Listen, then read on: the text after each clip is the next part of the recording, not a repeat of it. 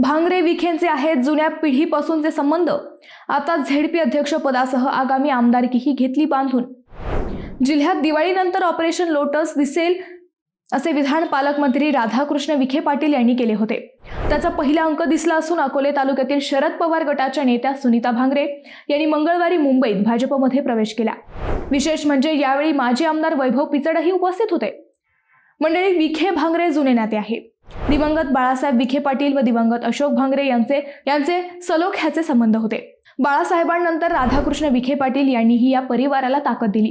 आता विखे भांगरे हे दोन्ही परिवार अधिकृतपणे एकाच पक्षात आले आहेत. अकोल्यात पिचड भांगरे ही ताकद विखे पाटील यांनी एकत्र आणली आहे. मंडळी, याआधीही काँग्रेसमध्ये असताना पिचड यांनी भांगरे यांना जिल्हा परिषदेच्या अध्यक्षपदाची संधी दिली होती. तसाच समन्वय सध्याही वैभव पिचड व भांगरे घराण्यात झाला असून यावेळीही भांगरे कुटुंबाला अध्यक्षपदाची संधी आहे. त्यामुळे विखे पाटलांच्या या समीकरणातून भांगरे यांना अध्यक्षपद तर आगामी काळात आमदारकीला भांगरे यांची शक्ती आता पिचड यांच्या बाजूने उभी राहिलेली दिसेल आणि उत्तरेतील अनेक समीकरणे विखे पाटील यातून बदलवितील अशी चर्चा सध्या रंगली आहे.